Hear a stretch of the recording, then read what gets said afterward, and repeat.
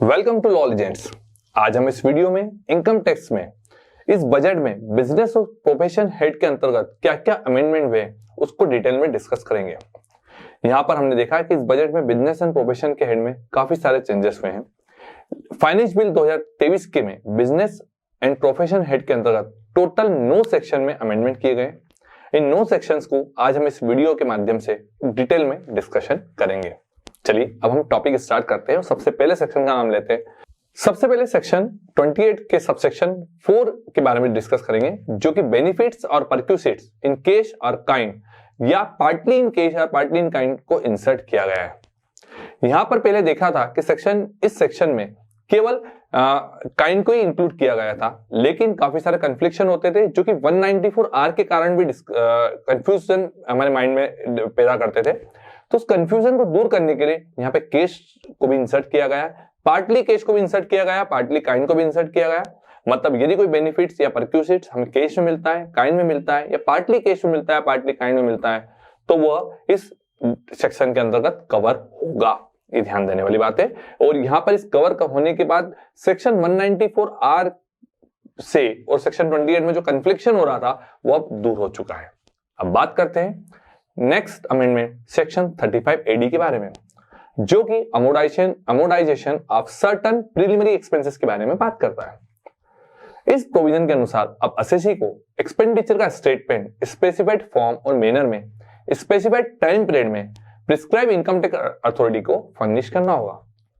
But पहले यहां पर लिखा हुआ था कि फिजिबिलिटी रिपोर्ट तैयार करना, प्रोजेक्ट रिपोर्ट तैयार करना, बिजनेस के लिए आवश्यक मार्केट सर्वे करना या कोई अन्य नेसेसरी सर्वे करना, बिजनेस से संबंधित कोई इंजीनियरिंग सर्विसेज लेना, यह सब काम असेसी के द्वारा खुद किए जाने चाहिए या कोई ऐसी कंसर्न से किया जाना चाहिए जिसे बोर्ड ने अप्रूव किया गया हो। लेकिन अभी सारी कंडीशंस यहां से हटा दी गई है।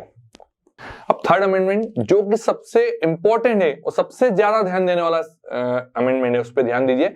सेक्शन 43B में जो अमेंडमेंट हुआ है, certain deduction to be only on actual payment. इस सेक्शन में 2 अमेंडमेंट हुए, लेकिन इस अमेंडमेंट में सबसे पहले इनकम का सबसे इंपॉर्टेंट प्रोविजन है जो किसी बिजनेस पर्सन को सबसे ज्यादा दुविधा में डालेगा, सबसे ज्यादा उसका माइंड डिस्टर्ब करेगा। Timely payment to micro and small enterprises को ऐड किया गया है।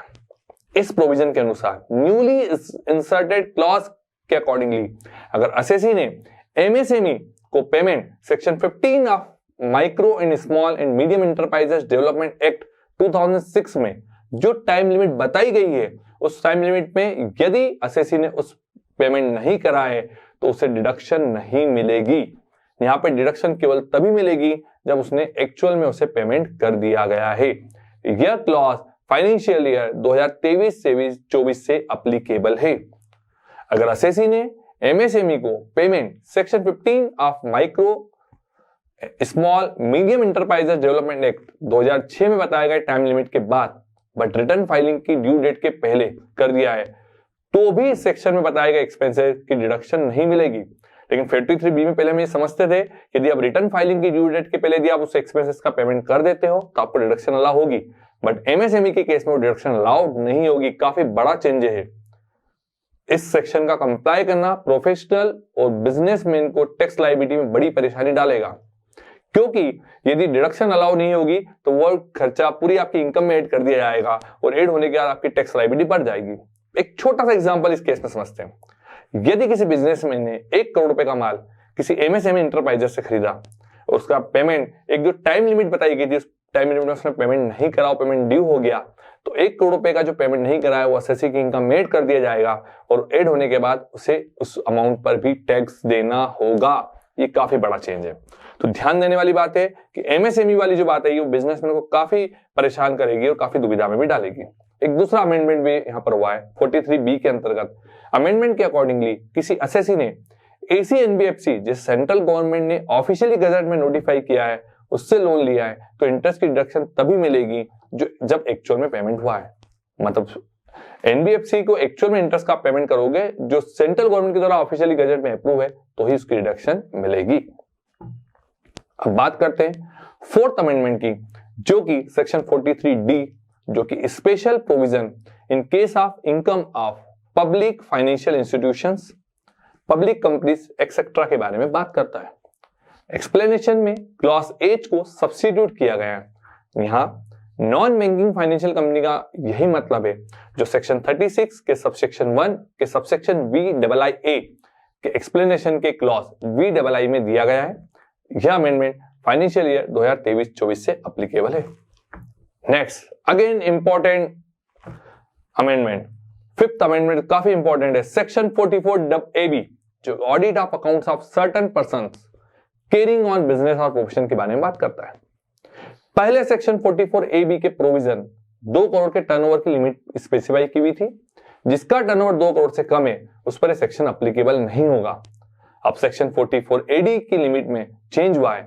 अब सेक्शन 44AB में क्लेरिफाई कर दिया गया है, मेंशन कर दिया गया है कि जहां पर्सन 44AD के सबसेक्शन 1 या सेक्शन 44ADA के सबसेक्शन 1 के अकॉर्डिंगली यदि अपना रिटर्न फाइल कर रहा है, अपना प्रॉफिट डिक्लेयर कर रहा है, तो उसे यहाँ पर सेक्शन 44AB के प्रोविजन अप्लाई नहीं होंगे।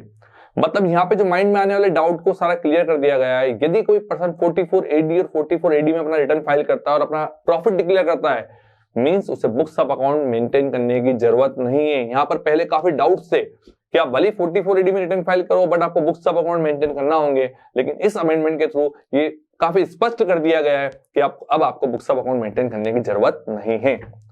Next again important amendment, section 44AD में अमेंडमेंट हुआ है। Special provision for computing profit and gain of business on presumptive basis.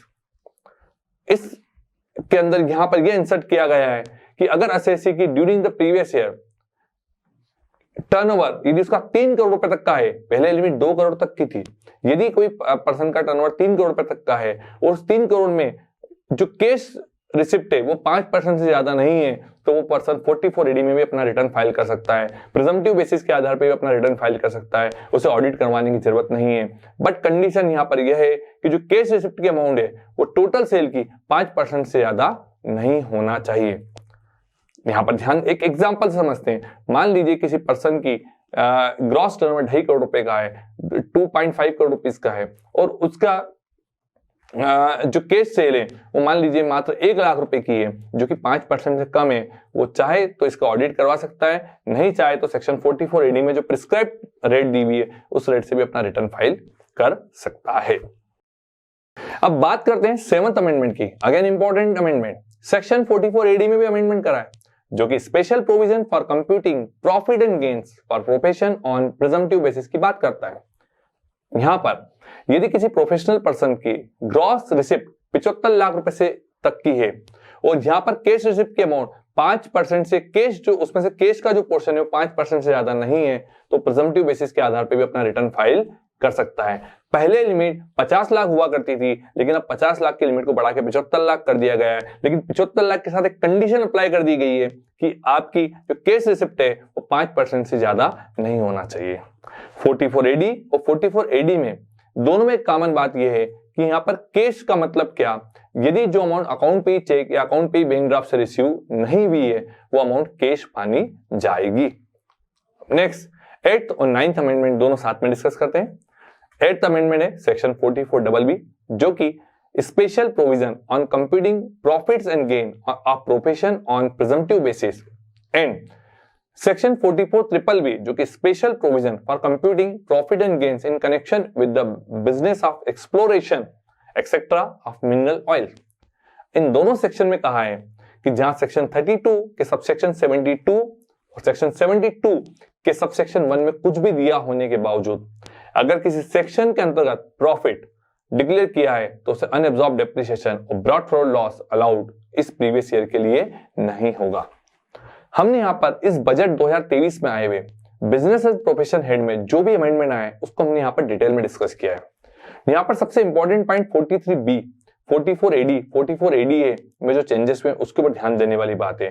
जो MSME वाला पॉइंट है वो सारे बिजनेसमैन को कंफ्यूजन क्रिएट करेगा और उनको दुविधा में भी डालेगा। अब इस वीडियो में बताए गए किसी भी टॉपिक से रिलेटेड यदि आपको और कोई समस्या या इश्यूज आते हैं तो इस वीडियो में बताए गए मेल आईडी पर आप हमें भेजिए। लॉ लीजेंड्स कोशिश करेगा उन इश्यूज इन समस्याओं को जल्द से जल्द सॉल्व करने की। धन्यवाद।